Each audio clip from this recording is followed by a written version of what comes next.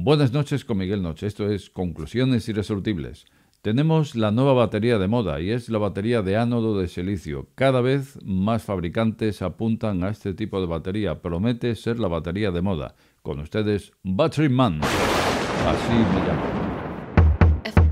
Conclusiones Irresolubles con Miguel Noche. Pues no hace mucho hemos hablado de esta arquitectura de batería de ánodo de silicio, ¿verdad?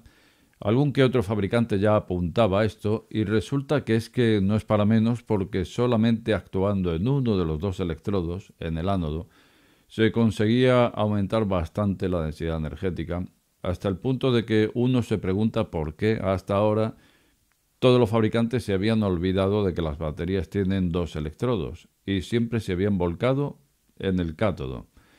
Batería de iones de litio con cátodo de esto, de lo otro, de lo de más allá, pero olvidándose del ánodo. Y ahora, cuando de buenas a primeras uno apunta al ánodo de silicio, pues ahora todos apuntan al ánodo de silicio.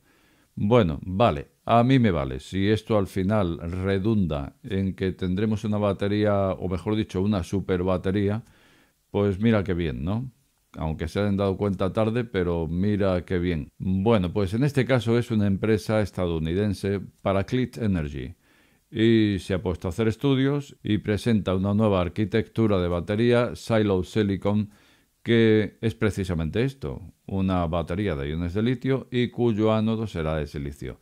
Pero en esta arquitectura, Silo Silicon, pues al final digamos que les ha salido bastante bien. Han conseguido una técnica para poder agregar bastante silicio a ese ánodo y finalmente consiguen el 300% de rendimiento en ese ánodo que lo que sería un ánodo de grafito.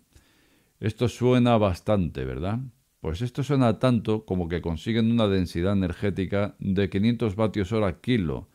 Así que esto marca un antes y un después dentro de lo que son la técnica, de lo que es toda una batería, pero que solamente aplicado a lo que es la modificación del ánodo. Bueno, pues esto es lo que presenta Paraclete Energy y nos pone como ejemplo una batería tipo de 80 kilovatios hora. Que bueno, una batería tipo pero grandecita. Con esto ya tenemos para 500 kilómetros de autonomía aproximadamente. Vale. 80 kilovatios hora para 500 kilómetros de autonomía. Con esta arquitectura Silo Silicon de ánodo de silicio se conseguiría duplicar en el mismo tamaño-peso. O sea, 80 kilovatios hora serían 160 kilovatios hora. Esos 500 kilómetros de autonomía pasan a convertirse en 1000 kilómetros de autonomía. Al final, pues esto ¿en qué redunda? En cuestión de costes. Pues redunda en una batería más barata. Vaya, siempre estamos igual, ¿eh? Siempre estamos con que las baterías buenas realmente no hay que invertir en ellas, solamente hay que discurrir y diseñar. Y en este caso nos cuenta que si en el momento actual el precio del kilovatio hora anda por $53, lo que sería en cuestión de grafito, pues en cuestión de silicio sería $35 el kilovatio hora en silicio.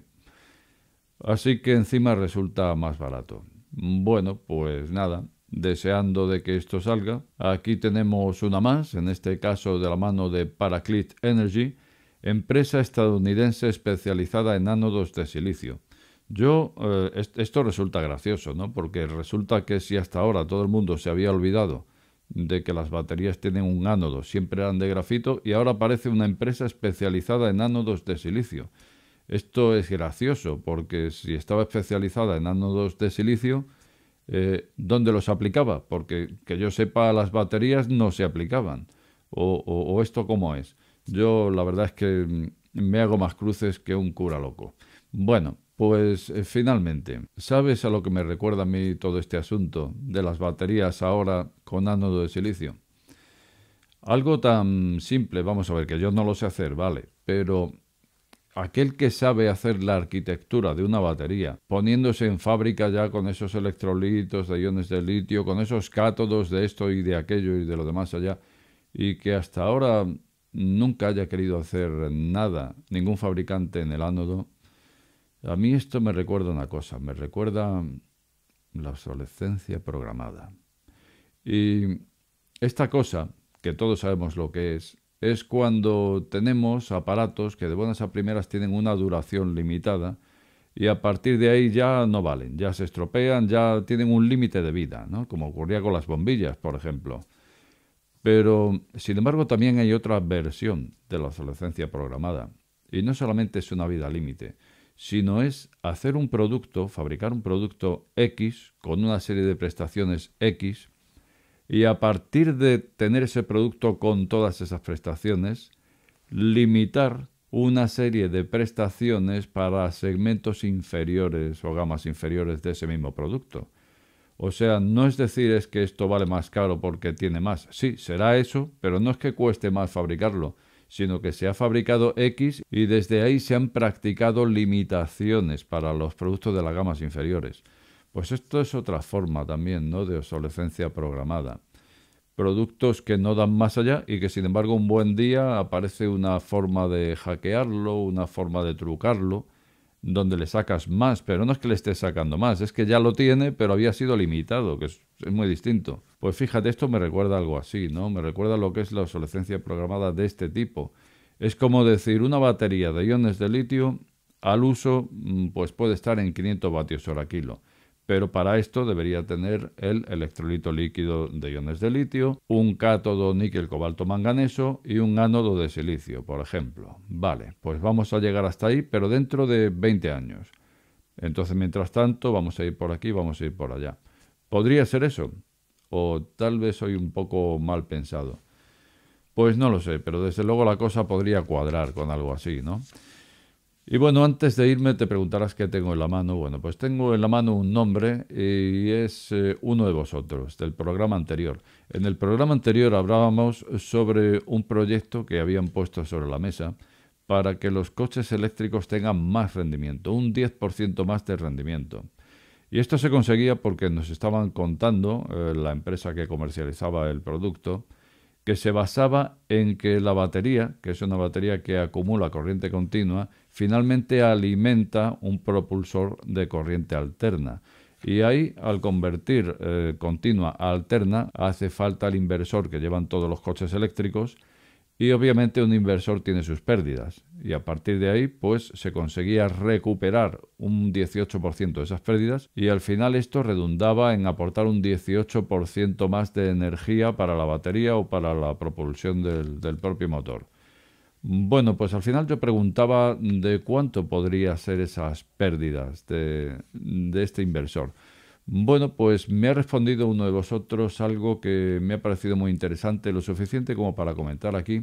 Se trata de Miguel Eduardo Montilla y lo que me dice es que los inversores actuales del coche eléctrico, que son de carburo de silicio, andan en un rendimiento del 98%. Si esto fuera cierto, las pérdidas serían solamente del 2%, con lo cual mucho me temo que recuperar un 18% de ese 2% difícilmente va a llegar a entregar una suma de un 10% más de lo que ya tiene esa batería del coche, ¿no? Por ejemplo, un coche que tenga una batería pues de 60 kilovatios hora, imagínate, 6 kilovatios hora más de un sistema, de un inversor que solamente pierde un 2% y recuperando un 18%. Bueno, pues si es como dice Miguel Eduardo Montilla, si realmente los inversores de los coches eléctricos actuales andan por el 98% de rendimiento, a mí me parece que no, que este invento del que hablamos ayer va a ser que no. Y de ahí que, por ejemplo, estuvieran dirigiéndolo a la venta individual de aquel usuario que tenga un coche eléctrico y no esté dirigido precisamente a los fabricantes de coches eléctricos, que es como debería ser si realmente yo creo el dispositivo funcionara. Bueno, pues he querido comentarlo porque me ha parecido un buen apunte, ¿no?, el que nos hace Miguel Eduardo. Nada más, como de costumbre te invito a suscribirte a este humilde canal. También te invito a dejar tu opinión más abajo. Y por qué no, te pediría un like para este precioso programa. Nada más, buenas noches con Miguel Noche.